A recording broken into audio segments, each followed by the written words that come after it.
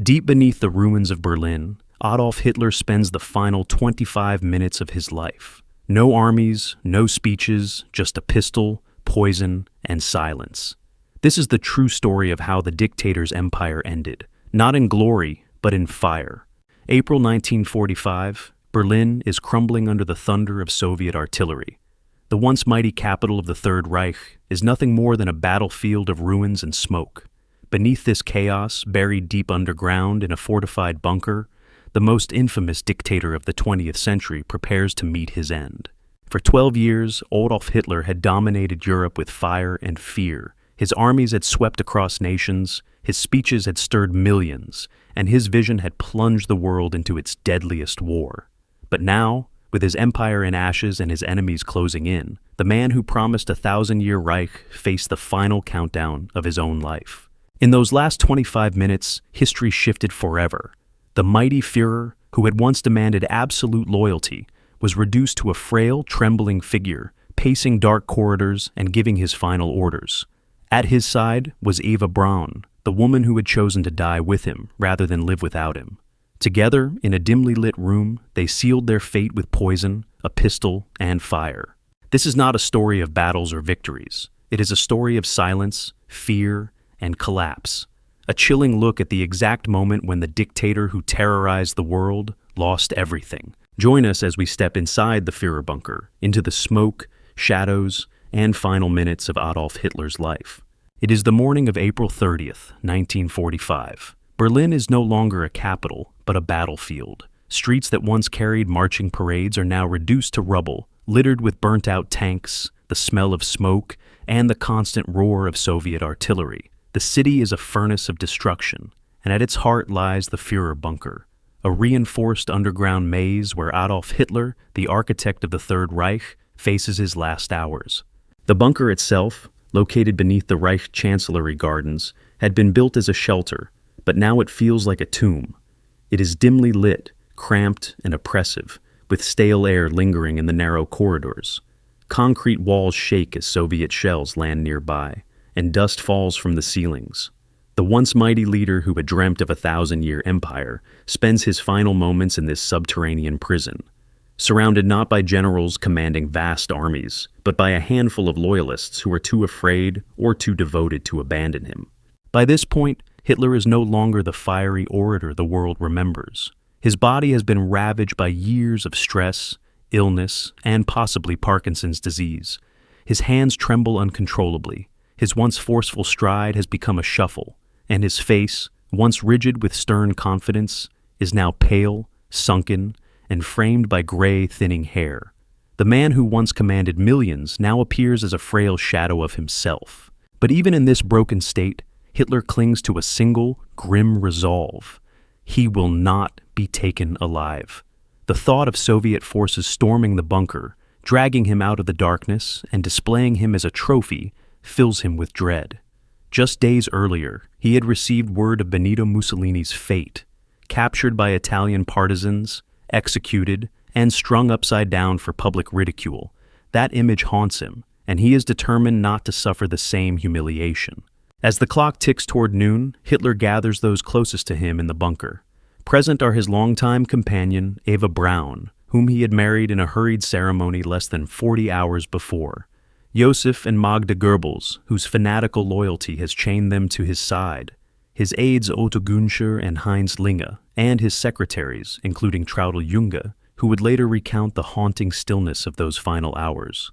Hitler speaks to them with a voice that is quieter than before, but still carries the cold certainty of a man who has already made his decision. He explains that the battle for Berlin is lost. The German army, once feared across Europe, is shattered and retreating. No relief will come. No miracle weapons will turn the tide. The Reich is finished. I will stay in Berlin, he insists, and end my life when the time comes. The atmosphere in the room is heavy, yet strangely calm. No one dares protest. They have all witnessed his increasingly erratic moods in recent weeks, fits of rage, accusations of betrayal, and fantasies of counterattacks that never materialized. But now, for the first time, he seems almost at peace. His mind is fixed not on strategies or maps, but on death. Eva Braun sits beside him. She is only 33 years old, still full of life, yet resolute in her decision to die with him. For years she had lived in his shadow, tolerated as a private companion, but rarely acknowledged in public. She could have fled, many urged her to, but she refused. "I will not live without him," she reportedly declared. In these final minutes, she is calm, almost serene, even joking lightly with the staff to ease the tension. She has accepted her fate, and her loyalty is unwavering. Hitler, meanwhile, issues his final instructions with chilling precision. He orders that his body must be destroyed immediately after his death, doused with petrol and burned, so that the Soviets cannot use it as propaganda. He does not wish to be displayed in Red Square, nor desecrated in the way Mussolini had been. This, he insists, must be carried out without hesitation. He also leaves behind his final testaments, dictated just a day earlier, documents in which he blames the war on international Jewry, condemns his generals for betrayal, and names his successors.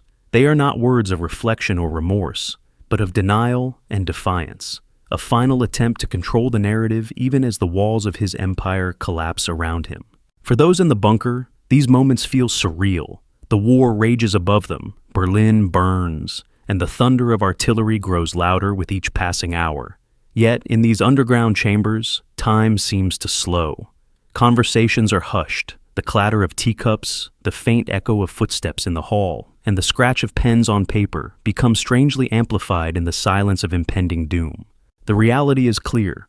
The man who had once stood at the height of power, dictating the fate of nations, is now a prisoner of his own bunker, reduced to a cornered figure awaiting death. His staff, exhausted and resigned, know that they are witnessing the end of an era, though none dare say it aloud. And so, in the shadows of that dimly lit bunker, with the city collapsing above and the Red Army drawing ever closer, Adolf Hitler prepares for the final act of his life. The last 25 minutes will not be a spectacle of power or defiance, but a grim retreat into silence, carried out with the precision of a man desperate to deny his enemies the satisfaction of capturing him. The stage is set. The decision has been made. The countdown to the end of Adolf Hitler has begun. The bunker grew quieter as noon approached. Outside, the thunder of artillery was constant, shaking the earth above like a never-ending drum. Inside, however, the mood had shifted. The frantic discussions of past weeks, the endless maps and desperate strategies were gone. What remained was inevitability. For Adolf Hitler, the decision had already been made. Now came the careful, almost ritualistic preparation for death. Hitler had long promised that he would never be captured alive. To him, suicide was not weakness, but control. He often repeated that he would not suffer the same fate as Napoleon, exiled and humiliated, nor Mussolini, mutilated by an angry mob. His death, he believed, must be on his own terms. Those last 25 minutes would be spent ensuring that nothing could go wrong. He called for Heinz Linge, his valet, and Otto Günsche, his adjutant. Both men had served him loyally for years, and both now stood pale and tense, fully aware of what was about to happen. Hitler gave them direct, almost clinical instructions. After his death, his body was to be taken immediately up the narrow staircase to the garden.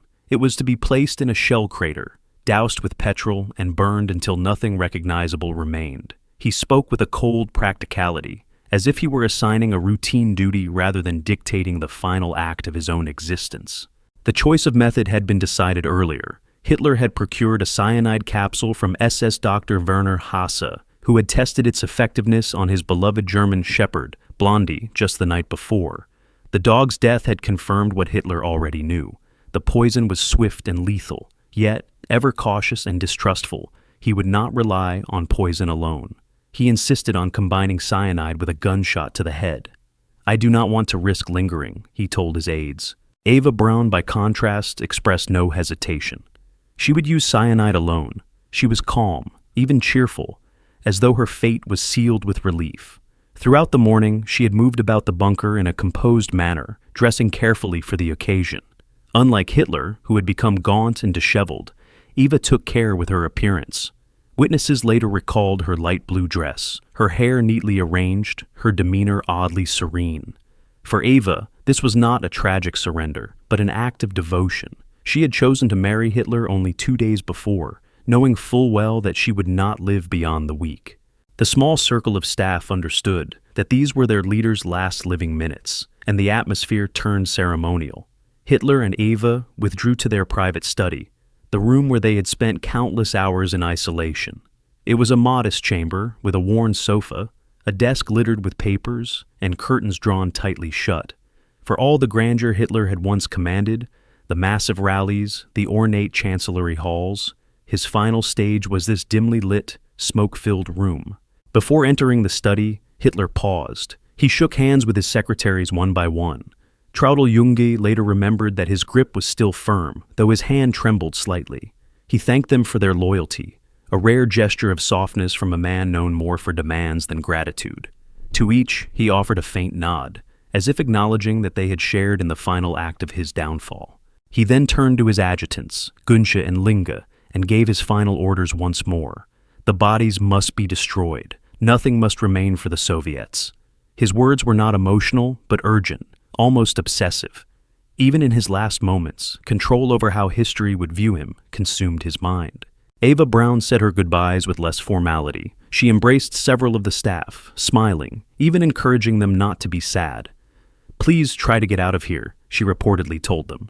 She seemed almost determined to project calm, as though her death with Hitler was not a tragedy, but the fulfillment of her choice. In contrast to Hitler's grim detachment, Eva radiated a quiet resolve that unsettled even the hardened SS men. With the farewells complete, the couple withdrew into the study and closed the heavy wooden door. Those left outside waited in tense silence, every second stretching into an eternity.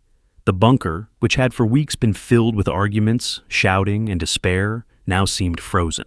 The only sounds were the muffled rumble of explosions above and the ticking of a wall clock counting down to history. Inside, Hitler lowered himself onto the sofa. His right hand held his pistol, a 7.65mm Walter PPK. With his left, he likely prepared the cyanide capsule, placing it between his teeth. Eva sat beside him, her capsule ready. Witnesses would never see what happened next, but it was later pieced together from accounts and evidence. Hitler is believed to have bitten down on the cyanide capsule while simultaneously pulling the trigger against his right temple. Eva, beside him, crushed her capsule between her teeth and inhaled deeply.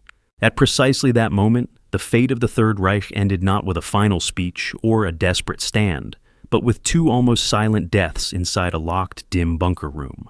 For those waiting outside the door, the minutes stretched unbearably. Then, at last, a muffled sound was heard, the unmistakable crack of a pistol shot.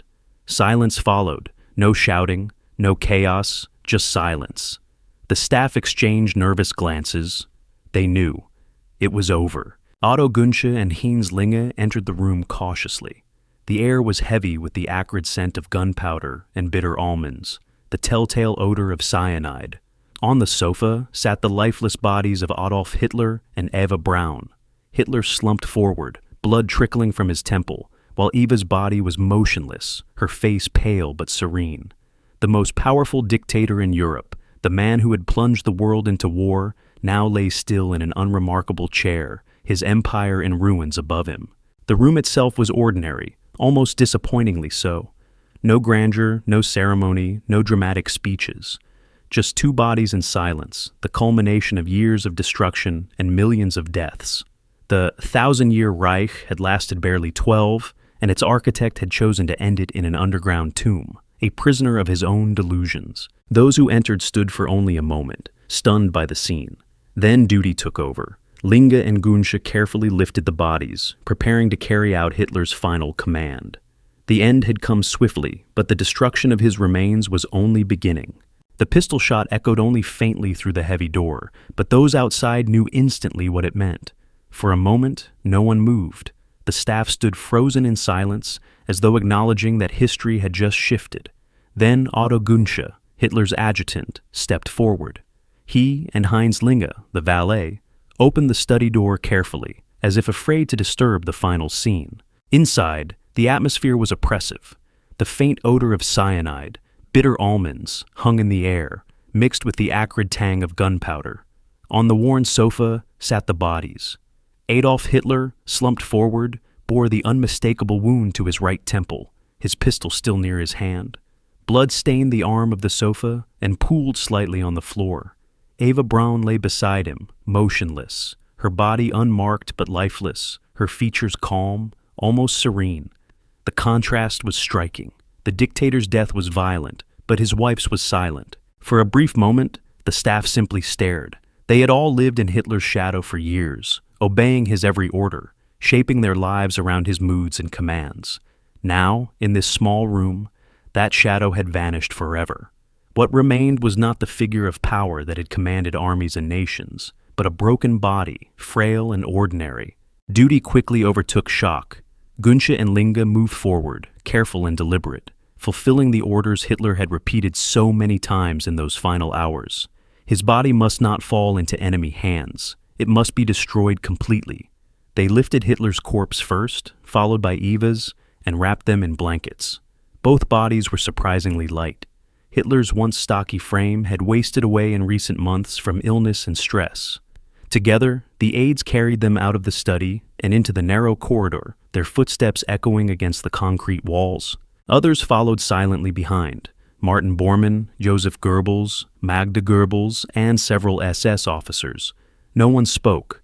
The procession through the dim bunker felt almost ritualistic, each person aware that they were witnessing the end of the man who had defined their world for more than a decade. The staircase leading up to the Chancellery garden was narrow and steep. Dust fell from the ceiling, with each distant shell burst as they struggled upward with their grim burden. At the top, they emerged into the daylight, Berlin's ruined daylight. The garden, once carefully maintained, was now a cratered wasteland. Trees were splintered, the earth torn apart by artillery, and smoke billowed in the distance. Soviet shells still landed nearby, shaking the ground as the group hurried to the spot Hitler had chosen for his final destruction. In a shallow crater near the emergency bunker exit, the aides laid the bodies side by side. Gunsche and Linge doused them with jerry cans of petrol. The sharp smell filled the air, mixing with the smoke of battle. Joseph Goebbels, who had pledged to die alongside Hitler, stepped forward briefly. He looked down at the corpses without expression, then stepped back. Magda Goebbels clutched her fur coat tightly around her, silent, her face pale. None of them attempted to weep. They had all chosen to follow Hitler into destruction, and now his body was the first symbol of that path. Gunsche struck a match. Flames leapt up instantly, consuming the blankets and clothes. Within seconds, the bodies were engulfed in fire. The group stood around the burning pit in silence. Some raised their arms in a final, mechanical salute. Others simply watched, expressionless, as the flames devoured their Führer. The scene was surreal. Just a few years earlier, Hitler had stood at Nuremberg rallies before hundreds of thousands, the embodiment of power and confidence. Now, in the final moments of his existence, his body was reduced to ash in a bomb crater, with only a handful of loyalists as witnesses. No triumphant farewell, no dramatic last stand, just fire, smoke, and silence in a shattered garden. The fire, however, did not burn as cleanly as they hoped. The shells falling nearby made it difficult to pour fuel steadily, and the bodies burned unevenly. Gunsche and Linge returned to the bunker to fetch more petrol, drenching the corpses again and again, each time igniting them further. The goal was total destruction, but under constant shelling, the process was hasty and incomplete. Still, they obeyed Hitler's demand as best they could: deny the Soviets his remains. Back in the bunker, the atmosphere was tense but strangely anticlimactic. The moment many had dreaded had passed. The dictator was dead, yet the war continued outside. The staff gathered in the corridors and small rooms, speaking in hushed voices. Some were numb, others visibly shaken. Traudl-Junge later recalled that she felt a mixture of relief and dread. Relief that Hitler's oppressive presence was finally gone, but dread at the uncertainty of what would follow. Joseph Goebbels, meanwhile, assumed the role of the Reich's last leader, though he knew it was meaningless. He had already decided that he and his family would not survive the day. With Hitler gone, he issued only token instructions, then withdrew into despair. Magda Goebbels was even more resolute. If her 6 children could not live in Hitler's world, then they would not live at all. Those chilling thoughts, whispered quietly in the bunker's dim rooms, foreshadowed the next tragedy. For the guards and staff, the burning of Hitler's body marked a psychological turning point. The myth of invincibility was gone. They were left not with a leader, but with the knowledge that they were trapped in a collapsing city, surrounded by Soviet troops, with no hope of escape. Some began quietly plotting how to flee. Others resigned themselves to capture. Still others clung to their loyalty, unwilling to imagine life beyond the bunker. Above all, the silence that followed was haunting. The constant barking orders, the tirades of rage, the delusional proclamations, those sounds had defined the Führerbunker for weeks. Now there was only quiet conversation, muffled sobs from some, and the distant rumble of artillery. It was as though the bunker itself had exhaled, its terrible master gone, leaving only shadows behind. Outside, the fire still crackled in the garden. The bodies of Adolf Hitler and Eva Braun smoldered in the shell crater, consumed by the flames.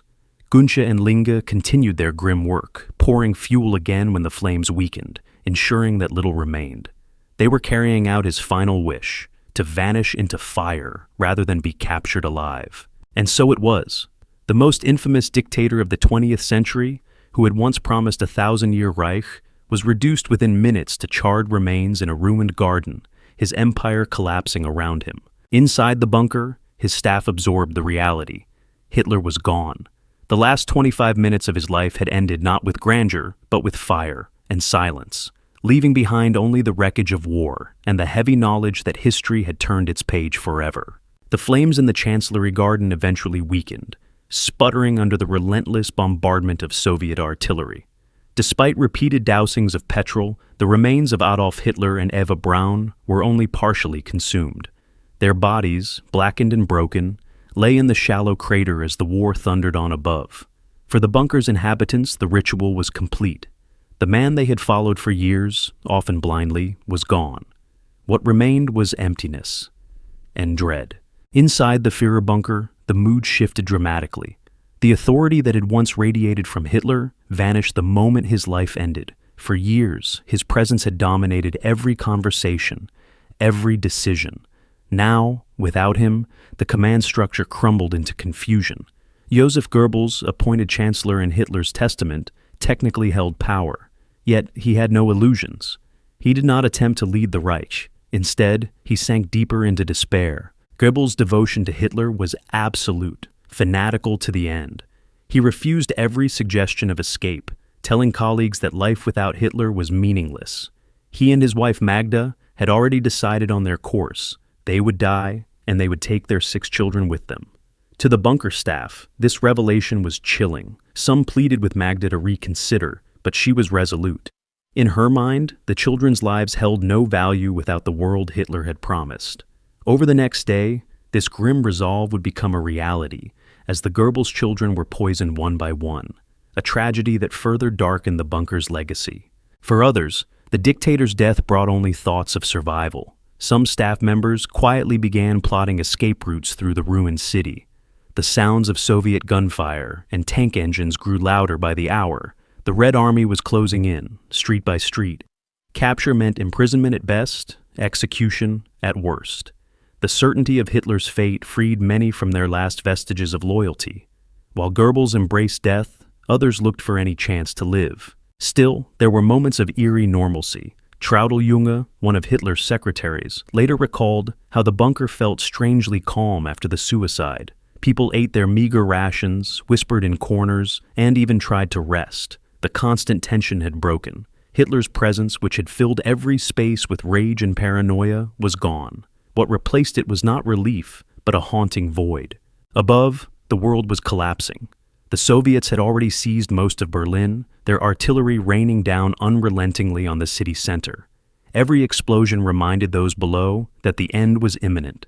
The Reichstag, the symbolic heart of Nazi power, was only hours away from falling. The Third Reich, proclaimed as eternal, had lasted just over 12 years. On the evening of April 30th, while Hitler's body continued to burn in the garden, Goebbels gathered the staff. His voice was heavy with finality. "The Führer is dead," he declared. "We must now find our own way." There was no pretense of victory, no promise of relief, only resignation. Goebbels had chosen his way, death. Others would have to decide for themselves. In the hours that followed, the bunker became a place of quiet chaos. Some SS officers plotted breakouts, mapping possible escape routes through the sewers and rubble. Others sat motionless, paralyzed by despair. Rumors spread quickly. Some believed Hitler was not truly dead, that he had fled in secret, that the burning body was a decoy. These whispers reflected both fear and denial, but for those who had carried his corpse and lit the flames, there was no doubt. The Soviet troops were less than 500 meters away when the last attempts at escape began.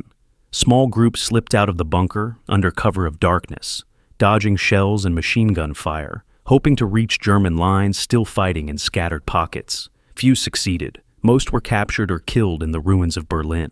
As the night wore on, the Goebbels family carried out their grim plan.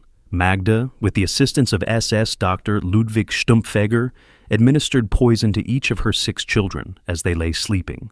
It was an act that horrified even hardened SS officers, but none dared stop her. Afterward, Joseph and Magda walked into the garden, near the same spot where Hitler's body had been burned, and ended their lives. She by poison, he by gunshot. Their corpses, too, were set alight. Though with little fuel remaining, the fire was weak. By dawn on May 1st, the bunker was no longer a center of power, but a haunted shell. The dictator was gone, his loyal minister and family gone with him. Those who remained were exhausted, terrified, and uncertain. Soviet soldiers breached the chancellery grounds within hours. The once feared heart of Nazi power was reduced to rubble, and the men and women inside became prisoners of war, dragged from the bunker into captivity. The fate of Hitler's body remained uncertain for years. The Soviets recovered what was left, charred remains partially buried in the crater, and conducted secret examinations. Stalin himself ordered that the details be concealed, fueling decades of rumors that Hitler had escaped to Argentina or Spain. But for those who had stood in the garden and lit the flames, there was no mystery. They had seen the dictator's final act, and they had destroyed the body as he commanded. And so ended the life of Adolf Hitler. The last 25 minutes were not grand, not glorious, not even dramatic in the way his propaganda had once painted him. They were quiet, mechanical, and grim. 2 people in a sealed room, a pistol shot, the bitter taste of cyanide, and a fire in a ruined garden.